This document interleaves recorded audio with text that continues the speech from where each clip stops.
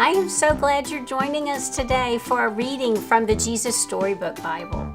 Remember, this book helps us see the stories in the Bible and remember Jesus and what he did for us in each story.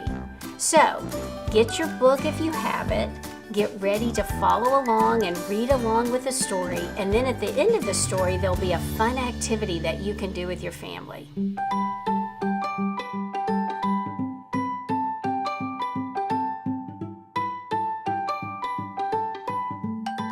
The Young Hero and the Horrible Giant. God's people had some scary enemies, but the Philistines were the scariest of them all. And now the Philistines had come to fight them.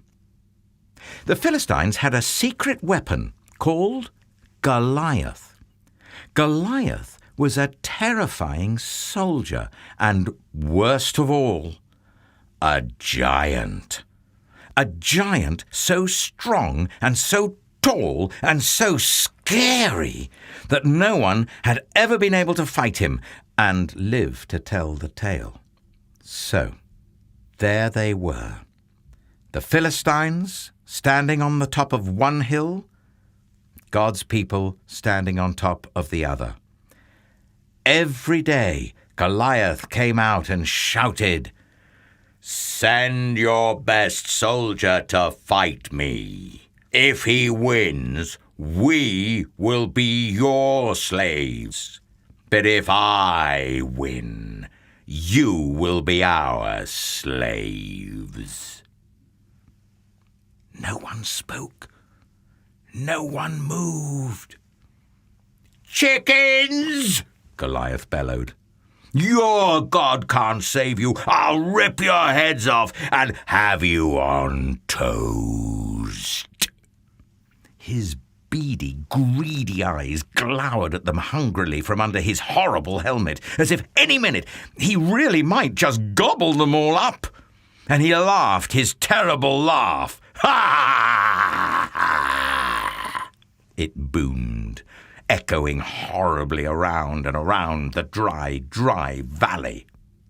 Well, Goliath might just as well have been a green, slimy monster with 3 heads, because God's people froze with fear.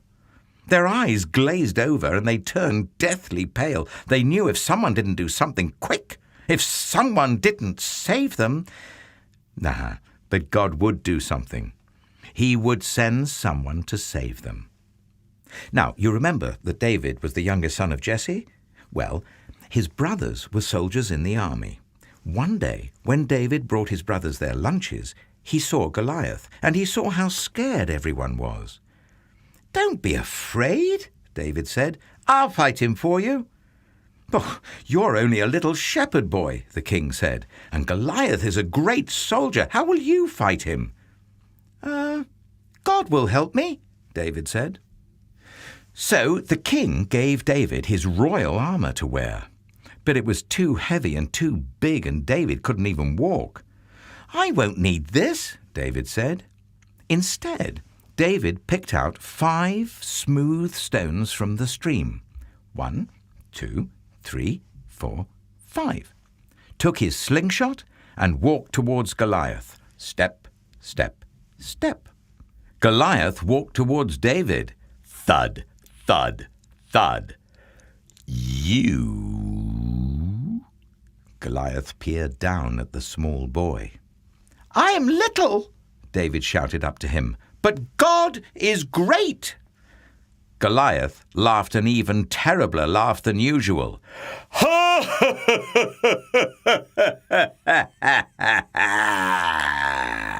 It went. With just one swing of his giant sword, Goliath could finish the boy off. But David kept going. "It isn't how strong you are or how many swords and spears you have that will save you. It is God who saves you. This is God's battle, and God always wins his battle." David put a stone in his sling, swung it around, and let it go. The little stone flew whizz like a bullet through the air and struck Goliath, thud, right between the eyes. Goliath stopped laughing. He stumbled and staggered and crash fell dead. When the Philistines saw Goliath was dead, they ran away. And when God's people saw them running away, they cheered. God had saved his people. David was a hero.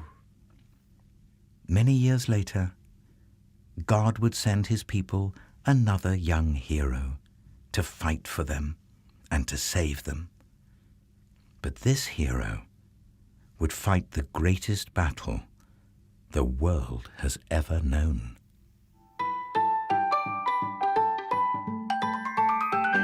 I hope you enjoyed hearing the story of David and Goliath. It's a pretty awesome one, and actually it's one of my favorites. So for this activity, you're just going to need some paper, blank paper. It could be colored or plain white, some foil or anything that would be light enough to represent the stones, the 5 stones that David used to take down Goliath. So if you want to ball up foil, find little tiny pebbles outside, craft pom-poms, whatever, that would all work, and some markers. So all I did was I drew the slingshot just by making a Y and then connecting the 2 lines. I balled up my foil, and I did use hot glue, but you can probably use regular glue. Just make sure you get mom or dad or whomever to help you. And then I counted and I put 5 on to represent those stones. And of course, put the verse, "The battle is the Lord's." So I hope you have fun doing this activity and learned a lot from that story. Ephesians 2, 8 and 9. For by grace you have been saved through faith, and this is not your own doing, it is the gift of God, not the result of works, so that no one may boast. Ephesians 2, 8 and 9.